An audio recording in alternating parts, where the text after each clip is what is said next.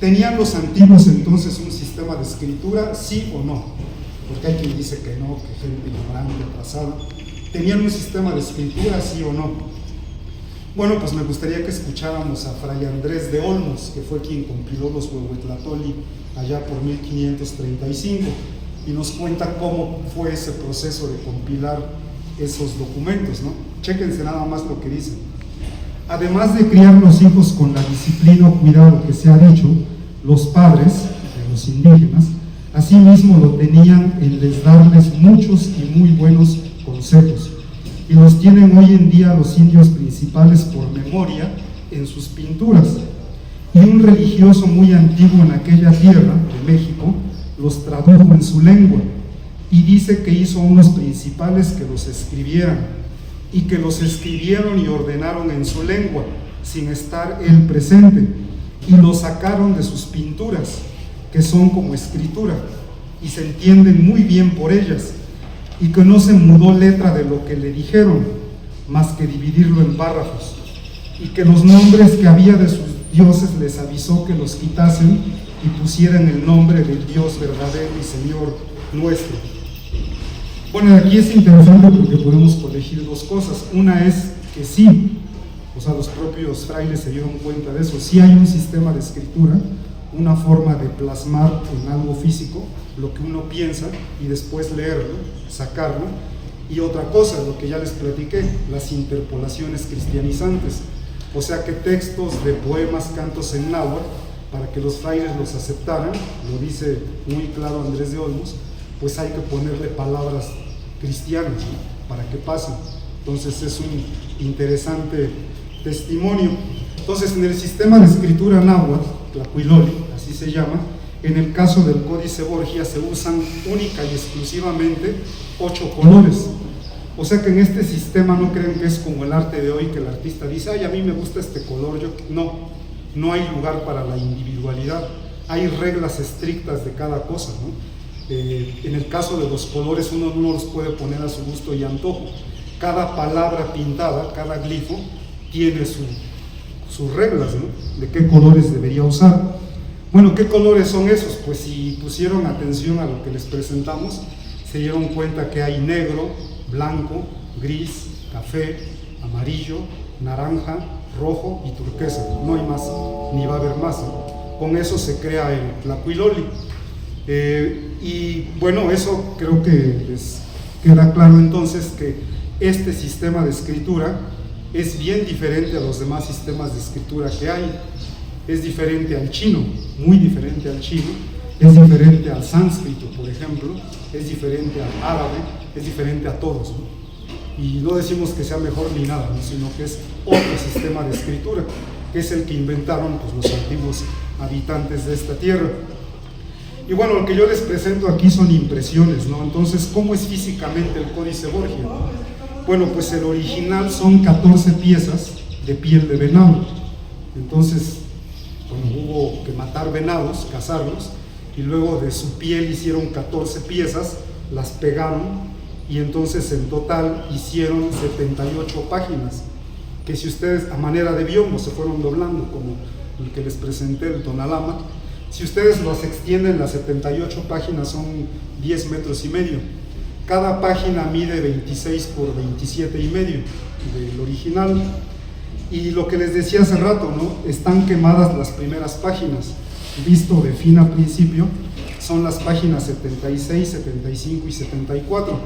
Interesante porque entonces se supone que el códice estaba abierto entre las páginas 73 y 74, porque la 74 está quemada y la 73 ya no.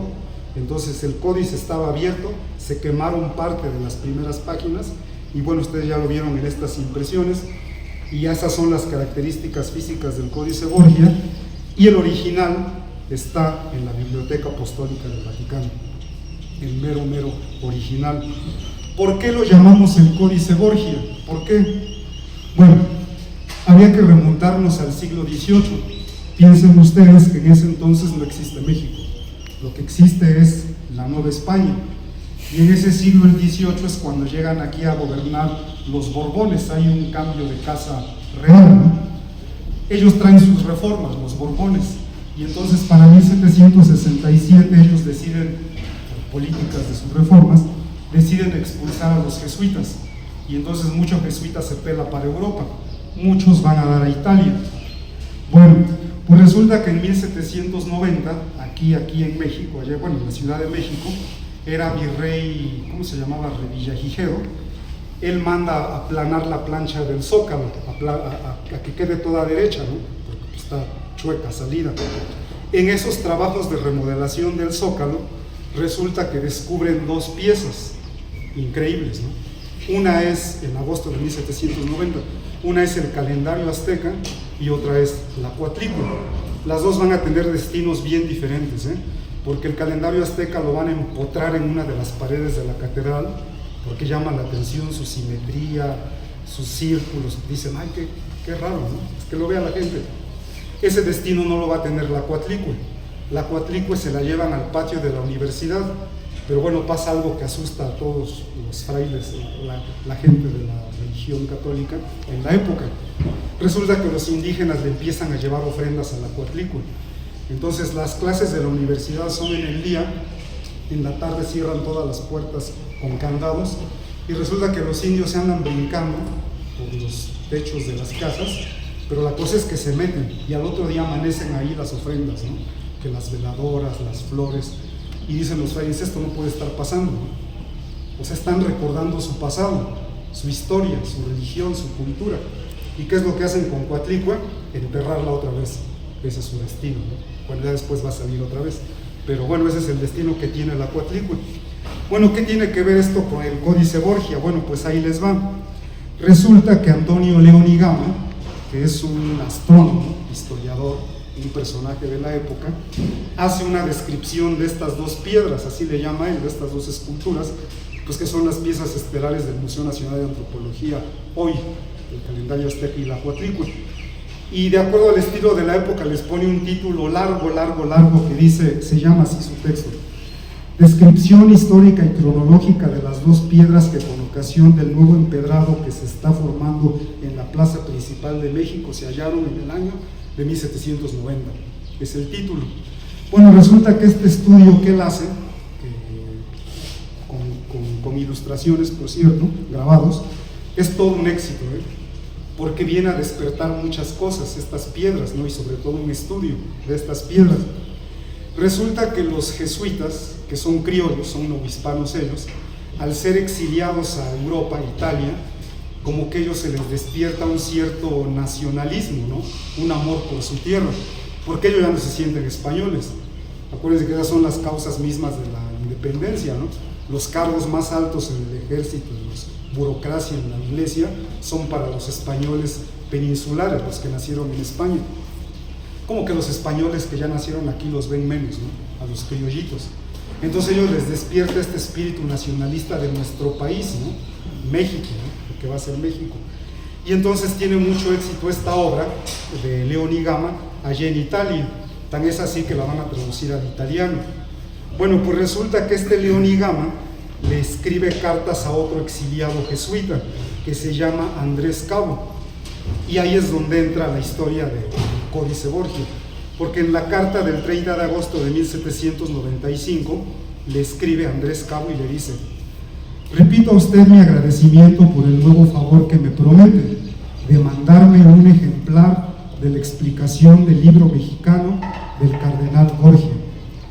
Entonces se entiende que para ese año ya hay un libro explicativo del Códice Borgia, ¿no? Y él está emocionado porque dice: mándenmelo, yo sé que ya está allá en Italia, ¿no? Bueno, en la segunda carta, que es del 8 de julio de 1796, Andrés Cabo le dice: mucho me ha alegrado que el señor don Joseph Fábrega, a quien pienso que conocí en San Pedro y San Pablo, que es el convento jesuita en la Ciudad de México, se haya dedicado al estudio de estas antigüedades y deseo con ansia su obra. Este códice, según usted me dice, debe ser el Teoamoshtli, o libro divino, que tanto buscó Boturini. Yo estoy persuadido que más preciosos documentos se transportaron a Europa que los que quedaron aquí. Bueno, en una tercera carta del 8 de marzo del 98 le dicen: en la última que escribió usted contestando a la suya, de junto le manifesté el gran sentimiento que me causó la muerte del señor don Joseph Fábrega, y le supliqué que no deje de instar al excelentísimo señor Borja sobre la edición del códice. Bueno, resulta que este José Nino Fábrega, de quien están hablando, que escribió el comentario al Códice Borgia en este intercambio de cartas, fue un jesuita, después hizo jesuita, nació en Tegucigalpa, luego se hizo sacerdote. Cuando se da la expulsión de los jesuitas, su familia le decía: renuncia a ser jesuita, a ser monje, para que no te corran. Y él dice: no puedo renunciar a mi fe. Y por eso es que lo corren, se va a Italia, se va entre los exiliados jesuitas. Y este José Fábrega es el que recibe la protección de un cardenal italiano, que no es otro más que el cardenal Stefano Borgia. Entonces él, José Fábrega, un jesuita en el exilio, es el que escribe el primer comentario del Códice Borgia. Y al principio de ese comentario él dice: entre las apreciables manuscritos de las naciones más antiguas que reunidas se admiran en el rico y erudito museo de vuestra eminencia, uno de ellos es el Códice Mexicano, el Códice de vuestra excelentísima, que de ahora en adelante deberé llamar borgiano. Contiene un calendario, historia ritual y astronómico, lleno de ingeniosos repertorios conformes al sistema mexicano. Bueno, ¿y quién fue ese cardenal Borgia? ¿Quién fue este hombre que tuvo en su poder este códice de aquí de la Mixteca poblana? Bueno, pues él nació en 1731 en Velletri, allí en Italia.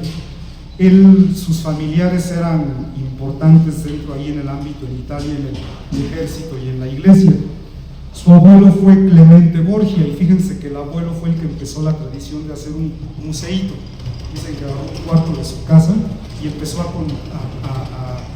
reunir piezas de la antigüedad clásica, o sea, de Grecia, de Roma, monedas, esculturitas, lo que sea.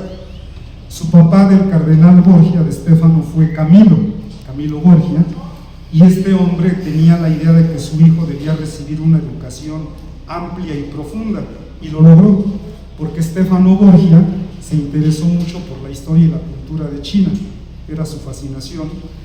Además que estudió filosofía y derecho canónico.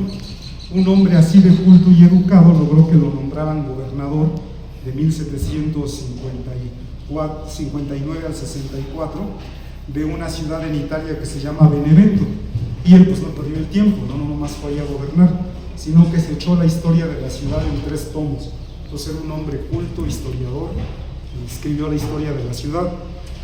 Bueno, como se destacó mucho este hombre, Stefano, para 1770 lo nombraron secretario de la Congregazione di Propaganda Fide, que es esta institución que fundó la Iglesia en el siglo XVII, 1600 y cacho, que se encarga de las misiones católicas en el mundo, ¿no? O sea, de la evangelización, para que se entienda. Para 1789 lo nombran cardenal. Para 1799 lo nombran proprefecto de la congregación, y para 1802 ya es nombrado por el Papa prefecto de la congregación. Y para 1804, acuérdense ustedes de la Revolución Francesa, toda esa cosa que está pasando en Europa, Napoleón manda a traer al Papa, a Pío VII, para que lo entronice ahí cerca de París. Y bueno, pues entonces el Papa Pío VII le dice al cardenal Borgia: acompáñame, y se lo lleva. Obviamente no van solitos, van como una comitiva, pero son los 2 personajes principales que van a ver a Napoleón Bonaparte. Stefano Borgia, el cardenal Borgia, ya está viejo y cansado, y se muere en el camino. Ya estando en Francia, en Lyon, se enferma, se muere, y lo entierran ahí mismo en la catedral de Lyon, y ahí se acaba la historia del cardenal Borgia. Afortunadamente dejó muchos escritos, y a través de sus escritos nos damos cuenta de muchas cosas. Pues en principio que era un erudito, ¿no? Y que tenía una mente ecuménica, sobre todo. Él propugnaba por el uso de la lengua local en la misión y en la liturgia, o sea, en las lenguas locales de cada país en donde llegaban las misiones católicas, y también hablaba del respeto a las tradiciones culturales. Mantenía correspondencia con muchos sabios de países europeos conocidos en la época, y hasta su casa en Roma o en Velletri, cuando estaba de vacaciones, lo visitaban personajes de la época. Ahí estuvo visitándolo ni más ni menos que el alemán Johann Wolfgang Goethe. Y obviamente, pues lo más destacado de su casa era su museo, que su abuelo empezó, su padre continuó, y él enriqueció por el puesto que tenía en la congregación, le llegaban piezas de todo el mundo. Entonces su museo ya era un museo grande para la época, más bien ya era un centro científico, el Museo del Cardenal Borgia, y lo clasificó muy bien, muy ordenado.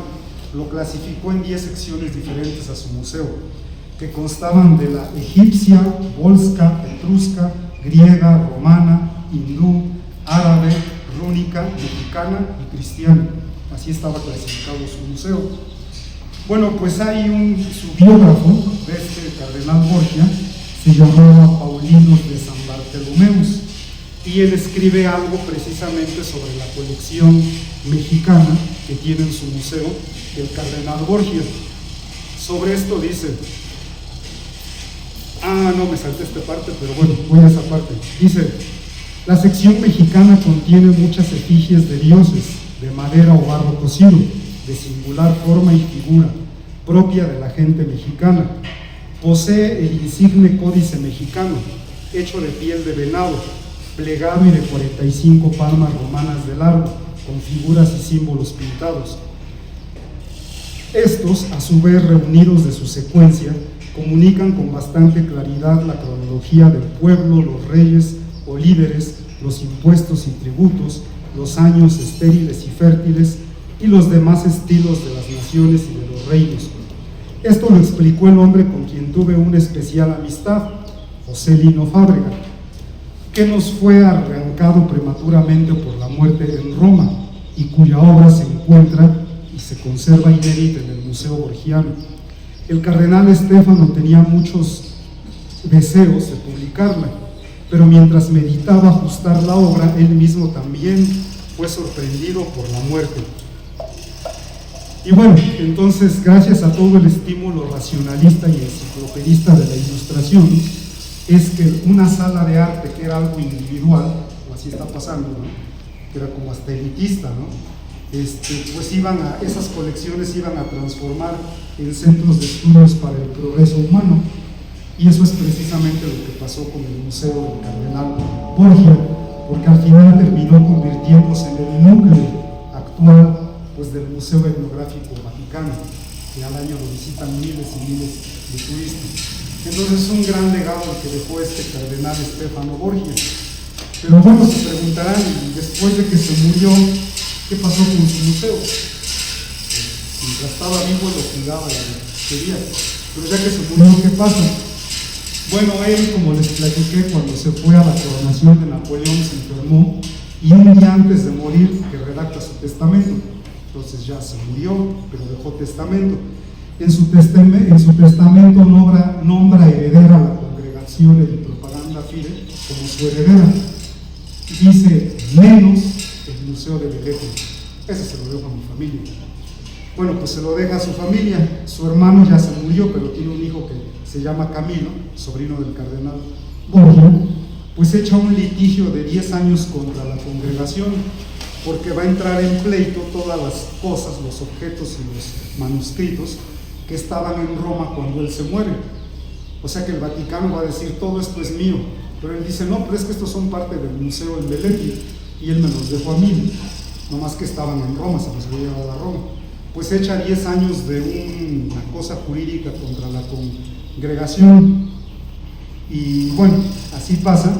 Y algo que llama la atención es que de toda la colección del cardenal Borgia, aparte de que está clasificada, está evaluada, y la pieza con mayor valor resulta ser el Códice Mexicano, que está evaluado en 300 scudi.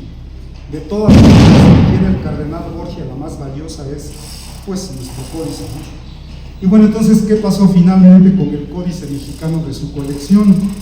Bueno, pues lo que se veía venir, ¿no? Ganó la congregación, pues tenía todo el poder, claro, era como ponerse a Sansón con las patadas, y entonces la congregación hizo su propio museo borgiano. Primero lo puso en la Piazza di Spagna, ahí en Roma, ¿no? Una plaza muy famosa, conocida, pero en 1902 la pasó a la Biblioteca Apostólica del Vaticano, que es donde está el día de hoy. Bueno, otra pregunta, ¿y cómo se hizo el cardenal Borgia de este códice? O sea, sí lo tenía bajo su poder, sí estaba en su museo, pero él ¿cómo llegó a sus manos? Bueno, pues hay tres versiones sobre esto, ¿no? La primera es del sabio alemán Alexander von Humboldt, que sabe sonar este nombre, ¿no? Bueno, pues el Humboldt escribe y dice: durante mi última estancia en Italia en 1805, el caballero Borgia, sobrino del cardenal de igual nombre, tuvo la bondad de hacer traer el manuscrito mexicano con su comentario de Velletri a Roma. Examiné ambos con extremo cuidado. Bueno, eso es falso, porque en la congregación hay recibos de que el códice lo tenían ellos y Camilo lo pidió prestado, pero le engañó a Humboldt que el manuscrito estaba en el museo de Velletri. ¿Con qué intención creen ustedes que lo hizo? Bueno, pues para lograr su objetivo de reintegrarlo al museo, es lo único que se deja entrever, ¿no? Bueno, pues Humboldt, como sea, le hizo caso al sobrino del cardenal Borgia, y entonces Humboldt escribe más adelante: el manuscrito de Velletri parece haber pertenecido a la familia Giustiniani. Se ignora por qué, malhadado azar, cayó en manos de los sirvientes de la casa, quienes, ignorantes del valor que podía tener una colección de figuras monstruosas, lo abandonaron a los niños. Fue a estos últimos a quienes el cardenal Borgia, esclarecido amante de las antigüedades, se lo arrebató en el momento en que ya habían intentado quemar algunas páginas o pliegues de la piel de ciervo sobre la cual las pinturas estaban trazadas. Y bueno, eso como que es para pensarse, porque si el cardenal Borgia se lo hubiera quitado a estos niños, pues ¿por qué no se lo devolvió a sus dueños, ¿no? Pero bueno, se entiende que todo esto es para establecer una relación personal del códice con el cardenal Borgia. O sea, el sobrino quiere recuperar el códice, sabe que es muy valioso. Bueno, la segunda versión es de Franz Erle. Él era prefecto de la Biblioteca Vaticana, y en la introducción a la edición facsimilar del Códice Borgia de 1898, que fue patrocinada por el duque de Louvat, escribió que en 1762 fue salvado de un auto de fe. Han de saber que esto del auto de fe era cuando la iglesia organizaba un evento para quemar, destruir cosas de la religión náhuatl, ¿no? A eso se le conocía como auto de fe. Bueno, pues este hombre escribe que este códice fue rescatado de un auto de fe en donde se quemaron objetos idolátricos. Uno de los alumnos dice que lo sacó del fuego y lo mandó a la congregación. Y bueno, esto también es de dudarse, porque entonces se entiende que el códice no pertenecía al cardenal Borgia, pertenecía a la congregación. Pero también hay otro error, la fecha, que dice que fue llevado de aquí a Italia en 1762, y eso es porque en la página 68 del Códice Borgia, del original, aparece una anotación que dice: inqueste carte sono i giorni della settimana verbi gratia dominica lunes, que quiere decir que ahí están los días de la semana. Alguien escribió esa anotación, es una glosa, tiene una manita que lo señala, la ortografía es italiana, tiene errores, por cierto, al día Osomatri le pone Chiavu, por ejemplo, pero lo interesante de esto es que todo eso pertenece al siglo XVI, esa forma de escritura y esa manita que se ponía. Entonces como que no es muy fidedigno esto que dice Franz Erle. Él lo que quiere es establecer una relación entre el códice y la congregación, o sea que se están peleando el códice, ¿no? Y por último tenemos la de Fábrega, el comentarista, este jesuita exiliado de aquí, de la Nueva España. Bueno, pues él, que convivió con el cardenal, vivía con él era protegido del cardenal Borgia, escribe en su comentario y se dirige pues directamente al cardenal Borgia, y sus palabras de él son: este raro resto de la antigüedad de aquel pueblo tuvo la suerte de escapar de las llamas, como lo demuestran sus primeras páginas chamuscadas, y después de haber girado desconocido muchos siglos por plazas y gabinetes de la América y de la Europa, afortunadamente llegó a manos de vuestra eminencia, que a muchos años deseaba poseer un monumento de aquella nación. Yo lo estimo de tal precio que difícilmente se encontrará monumento antiguo de otros pueblos que igualarlo pueda. Ora se mira la calidad, ora el puro origen de sus producciones, ora la fácil inteligencia de los mismos. Y bueno, con las palabras de él se entiende que llega al cardenal Borgia, no dice quién se lo dio, entonces podríamos deducir que lo obtuvo ya sea en un mercado, en una subasta, con un intermediario, o alguien se lo regaló, podría ser, ¿no?, al cardenal Borgia. Para eso hay un testimonio de uno de sus cuates del cardenal Borgia, un erudito de Dinamarca, danés, que se llamaba Friedrich Mundra. Chéquense lo que él dice sobre el asunto. Especialmente amable era cuando, libre de todo trabajo, pasaba sus vacaciones de estío en Albano o en su lugar natal, Velletri, donde vivía como un buen padre rodeado por su familia. La mayor parte de su tiempo dedicaba entonces a su museo, cuyos tesoros fueron ordenados, dibujados y descritos bajo su supervisión. Como este gabinete era lo más querido que poseía y lo único de lo que tenía orgullo, la mejor prueba de amor o estima que alguien le podía dar era aumentar esta colección con una pieza, por más pequeña que fuera, o hacer un estudio de uno de aquellos objetos o publicarlo. Bueno, parece que esta versión es la más creíble, ¿no? Pues es de alguien que conoció al cardenal Borgia. La cosa es que llega de manera anónima, tal vez como un regalo, y él se vuelve su poseedor. Bueno, entonces, si este códice está en el Vaticano, ¿cómo es que lo conocemos? Bueno, es que ha habido varias ediciones. La primera hicieron solamente los contornos, los dibujos, sin colores. Esa la hizo un tal, patrocinada por Lon Kingsburg. Fue publicada en Londres, en inglés, y se llamaba Antiquities of Mexico. Y pues bueno, esta es una de las veces que se da a conocer el Códice Borgia. Luego hay otra en 1898 que patrocina el duque de Loubat. Esta sí es una edición fotocromográfica, y bueno, esa es ya otra de las más conocidas.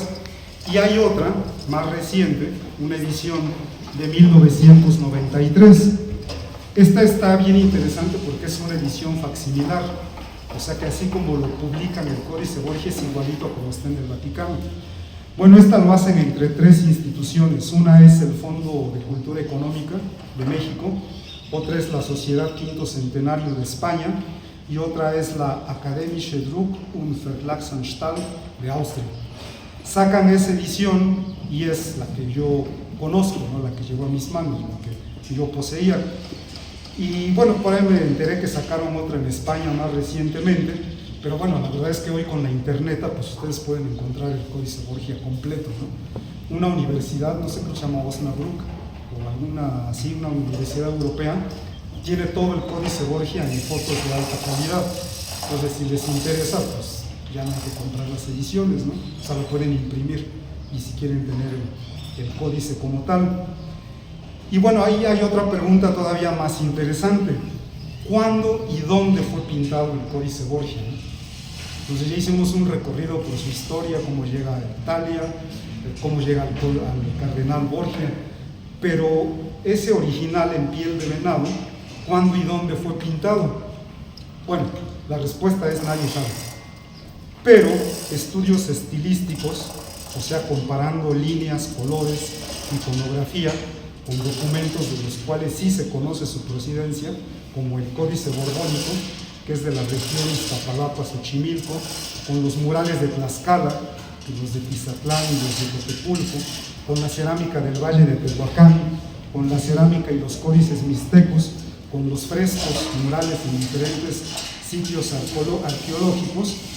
Lo que dicen los expertos, los que lo investigan, los que lo estudian, es El códice fue pintado en la segunda mitad del periodo posclásico, o sea, entre 1250 y 1521, y pertenece al llamado estilo Horizonte Mixteca Pueblo. De eso no hay duda, dice, ¿no? Entonces eso podemos tener por cierto, aunque no sea exacta el lugar ni la época ni el año. Pero de lo que sí podemos estar seguros es que el Códice Borgia es de esta región donde estamos, o sea, la Mixteca poblana, y por lo tanto es nuestro. Y bueno, otra pregunta es: ¿qué estudios se han realizado sobre su contenido? O sea, ¿cómo podemos saber de qué trata, qué viene, qué es? Bueno, pues básicamente hay tres comentarios. El que ya les mencioné, el primero de José Lino Fábrega, que es un criollo hispano, el de Edward Seller, el erudito alemán, y el de Karl Anton Nowotny, que es un austriaco. Son tres comentarios que se han hecho del Códice Borgia. Obviamente hay más, otros, pero en mi opinión estos tres resumen todo el saber de sus respectivas épocas. Entonces sí hay muchos estudios complementarios en diferentes aspectos, pero digamos que todos se sitúan en el mismo marco teórico, como que estos son los tres grandes estudios en el tiempo que se han hecho del Códice Borgia. Llama la atención que han sido alemanes, ¿no?, los que más han contribuido a esto. Como quiera que sea, en el caso de Fábrega, él se basa en el Códice Vaticano A, que hace una descripción del calendario azteca. Entonces él logra identificar el Tonalpohualli, los días, ciertos patrones, pero tiene dos fallas. Una es que sigue a Lorenzo Buturine en cuanto a que varios de los personajes que están ahí son héroes, y hoy sabemos que no. Y la otra es que de los héroes, y aunque sigue a León y Gama, el astrólogo que les platiqué hace rato, y que buscan alegorías astronómicas en el códice. Entonces, más allá de todo eso, sí tiene un mérito el comentario de José Lino Fábrega. Es el de pionero, es el primero que escribe un comentario sobre nuestro códice. El siguiente es el de Edward Seller, el alemán. Él escribe un impresionante comentario, ¿no? Él escribe una obra que se llama Eine altlexikanische Bilderschrift der Bibliothek der Congregación de Propaganda Fide. Y bueno, pues Seller viene a establecer cosas. Una es que el Códice Borgia pertenece a un conjunto de códices, ¿no?, en el que hay varios capítulos que comparten escenas, ¿no?, que son estos códices, le llamamos el grupo borgiano, ¿no? Lo que hace Seller es dar detalles iconográficos que no se habían dado hasta antes, y entonces él identifica muy bien objetos, plantas, animales, actos humanos, deidades. Pero pues hay un pero, ¿no? O sea, que la riegan algo, que es en la parte central que les mostramos hace rato, ¿no? La parte central de todo el códice, que es la de los rituales. Edward Seller lo que busca es que, o lo que él piensa es que es un relato simbólico oculto de los periodos de invisibilidad del planeta Venus, de cuando Quetzalcóatl entra a las profundidades del inframundo. Esa es una interpretación astralista, o sea que anda buscando rollos así de órbitas, de planetas, de estrellas que están ahí plasmados en el códice, cifrados obviamente en símbolos. Eso la verdad es que estaba muy en boga en la Europa de aquella época, porque recuerden que se habían descubierto las tablillas mesopotámicas, y ahí se habla de un viaje de la diosa Ishtar al inframundo. Entonces Edward estaba con esa idea, ¿no? Pero bueno, su trabajo sigue siendo importantísimo en cuanto al estudio iconográfico, todo lo que nos dio a saber de ahí. Y el tercer comentario es el del austriaco, el de Nowotny. La verdad es que él hace una nueva exégesis. Él hace una obra maestra que se llama Tlapuiloli, Die Mexikanische Bilder Handschriften Stil und Inhalt. Es publicado en Berlín, él es austriaco. En 1976 hace su comentario. Es bien bueno lo que él hace porque él enfoca la estructura calendárica a los diferentes capítulos del códice. Todo esto que les mostré hace rato de los 20 días con Tonalpohualli, él se da cuenta de que todo eso está metido ahí en los capítulos, ¿no? O sea que el Tonalpohualli es la base de todo, ¿no?, del pensamiento náhuatl. Entonces muy bueno su trabajo.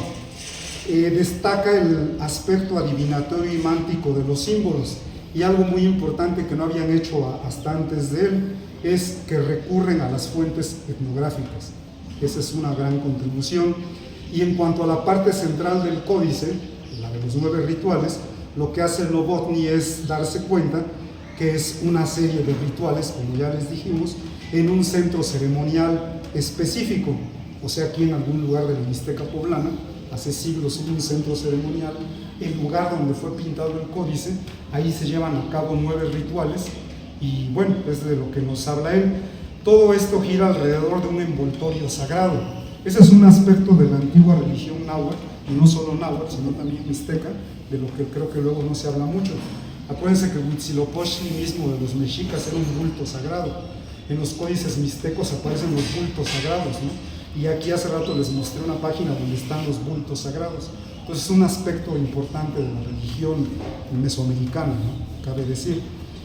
Y bueno, encuentra coincidencias precisas entre lo que está ahí, los ritos que están ahí, con las descripciones de los rituales que escribieron los franciscanos, o bueno, los demás frailes de las demás órdenes, ¿no? Entonces es un trabajo muy bueno el que hace Novotny, y ya más recientemente pues han hecho otros, como que les digo, alguien que se graduó de doctorado en la UNAM hizo uno reciente sobre el capítulo central del códice. Y última pregunta.